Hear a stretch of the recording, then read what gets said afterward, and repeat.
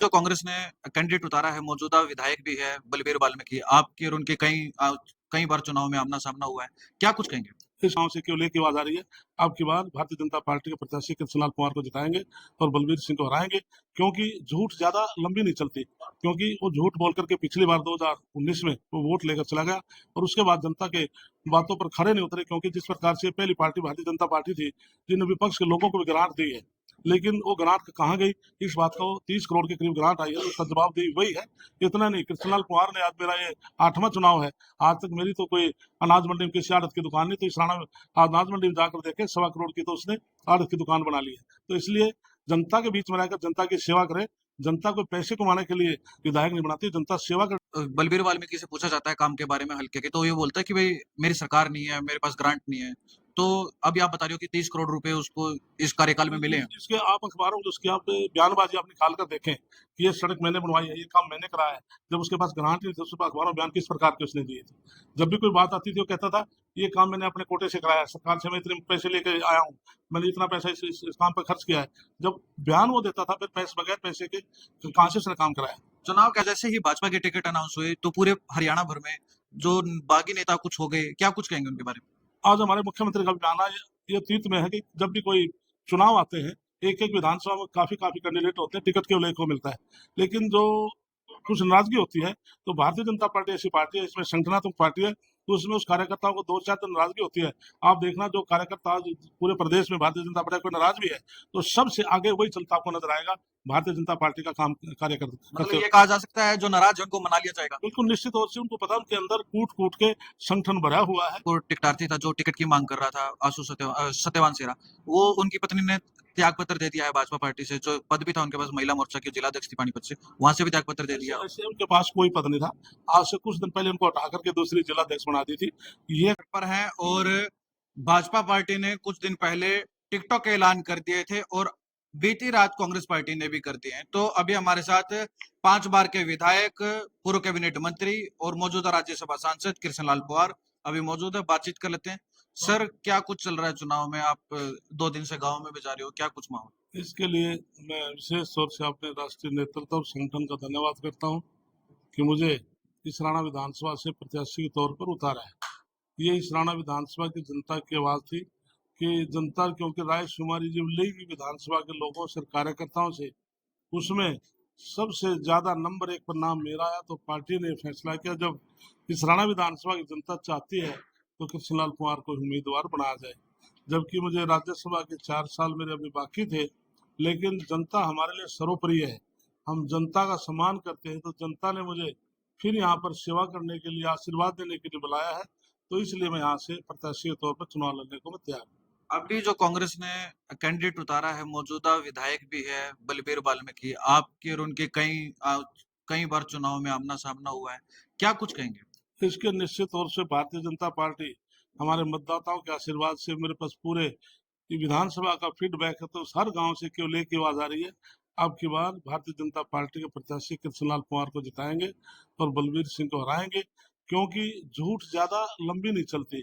क्योंकि वो झूठ बोल करके पिछली बार 2019 में वो वोट लेकर चला गया और उसके बाद जनता के बातों पर खड़े नहीं उतरे। क्योंकि जिस प्रकार से पहली पार्टी भारतीय जनता पार्टी थी, जिन्हें विपक्ष के लोगों को भी ग्रांट दी है, लेकिन वो ग्रांट कहाँ गई, इस बात को 30 करोड़ के करीब ग्रांट आई है, उसका जवाबदेही वही है। इतना नहीं, कृष्णलाल कुमार ने, आज मेरा ये 8वां चुनाव है, आज तक मेरी तो कोई अनाज मंडी में किसी आड़त की दुकान नहीं। तो इस राणा अनाज मंडी में जाकर देखे, 1.25 करोड़ की तो उसने आड़त की दुकान बना ली है। तो इसलिए जनता के बीच में रहकर जनता की सेवा करे। जनता को पैसे कमाने के लिए विधायक नहीं बनाती, जनता सेवा करने के लिए विधायक बनाती है। और मैं 62 के 62 गांव के बारे में बता सकता हूं कि हमने क्या क्या विकास कराया। मेरी टिप्स पे है, कोई गांव का नाम ले, मैं उस गांव की हर चीज बता सकता हूं। इस गांव के अंदर हमने ये विकास कराए, इसलिए हमने दर्जनों तो पावर हाउस बनाए हैं। और हमारा जैसे इस राणा को समय मेरे पास मुख्यमंत्री जी का फोन आया कि मतलोडा को सब तहसील बनाना है या इस राणा को सब तहसील बनाना है, मैंने एकदम से इस राणा को सम्मान देते, क्योंकि लोग ये कहेंगे तो इस मतलोडा ब्लॉक से विधायक था और सम्मान फिर मतलोडा को दिया। मैंने कहा जी, इस राणा को हम सबसे पहले सम्मान देंगे, क्योंकि मेरा पैतृक, मेरा ब्लॉक इस मतलोडा है, लेकिन इस राणा को सब डिवीजन बनाओ। हमने इसराना मतलब अपना बड़प्पन दिखाते हैं। हाँ, इसराना को हमने सम्मान दिया है। इसी प्रकार से मतलोडा जो पहले सब तहसील जब बनी थी, मैंने 2000 का कार्यकाल में था जब मैंने बनवाई थी, और अब 6 अप्रैल 2015 को माननीय मुख्यमंत्री मनोहर लाल जी मतलोडा में आए थे, तब इसको मैंने अपग्रेड कराया, और पीएचसी मतलोडा थी, इसको सीएचसी बनवाया। आईटीआई और गर्ल कॉलेज हमने अपने कार्यकाल में बनाने का काम किया, और 62 के 62 गाँव में सिर्फ चौपाले बनवाई, और 125 से के करीब तो नई सड़कें बनवाने का हमने काम किया।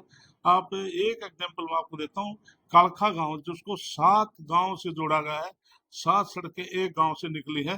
ये तो एक उदाहरण के तौर पर एक गांव का नाम लिया है, तो कोई गांव ऐसा नहीं मिलेगा इसराना विधानसभा में जो एक गांव से दूसरे गांव से, या 2 सड़कों से या 3 सड़कों से ना जुड़ा गया हो। जब जब बलबीर वाल्मीकि से पूछा जाता है काम के बारे में हल्के के, तो ये बोलता है कि भाई मेरी सरकार नहीं है, मेरे पास ग्रांट नहीं है।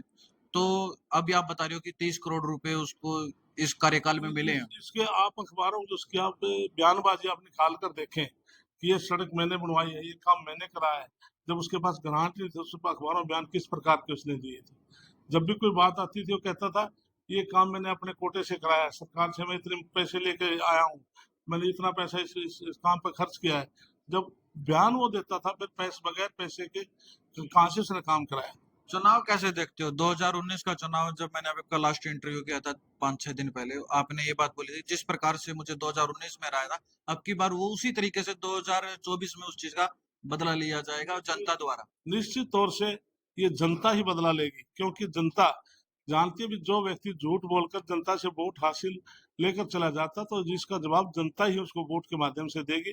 और निश्चित तौर जिस प्रकार से हजारों हजारों लोग दिन में आकर मुझे आशीर्वाद देने के लिए आते हैं, इससे निश्चित तौर से साबित होता है साफ तौर पे अब की बार इतनी भारी बहुमत से उसको पराजित हमारे इसराना विधानसभा की जनता करेगी।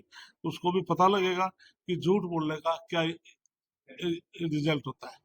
अभी आप गांव में घूम रहे हो, पहले भी आप गांव के दौरे किए, तो अभी मौजूदा समय में क्या कुछ मुख्य तौर से समस्याएं दिख रही हैं जो जिनका जैसे जनता आपको विधायक बनाती है तो वो चीजों का समाधान करें? सराना विधानसभा में मेरे सामने कोई इतना बड़ा चैलेंज नहीं है कि लगभग जो मोटे मोटे तौर पर उन्होंने सारी चीजें कवर कर रखी है।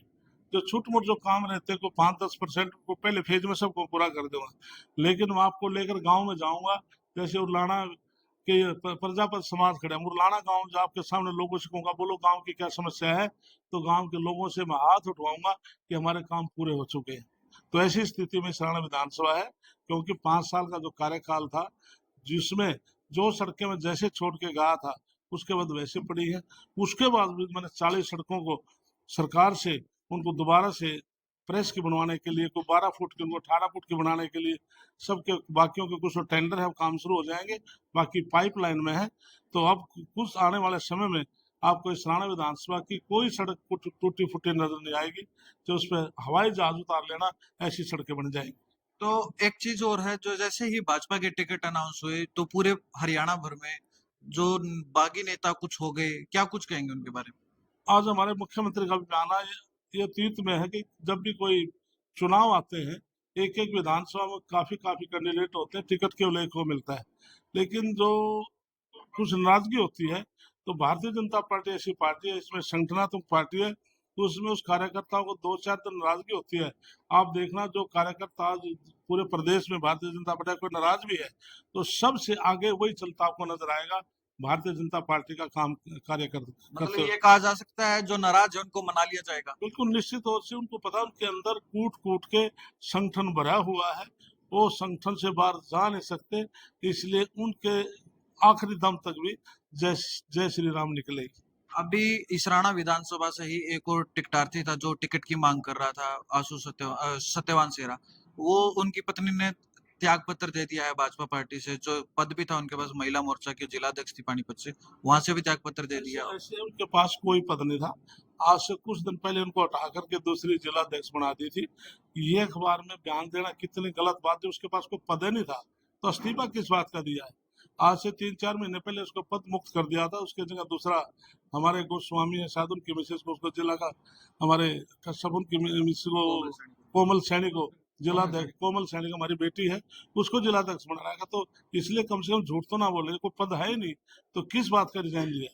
तो अभी हमारे साथ राज्यसभा सांसद कृष्णलाल पवार और 5 बार के विधायक और पूर्व कैबिनेट मंत्री अभी हमारे साथ थे, तो इन्होंने अपनी बातें रखी। अब इस पर आप लोगों की क्या कुछ प्रतिक्रिया है, आप लोग कमेंट बॉक्स में अपनी प्रतिक्रिया जरूर दीजिएगा। मैं मनीष कुमार, अखंड भारत की आवाज से।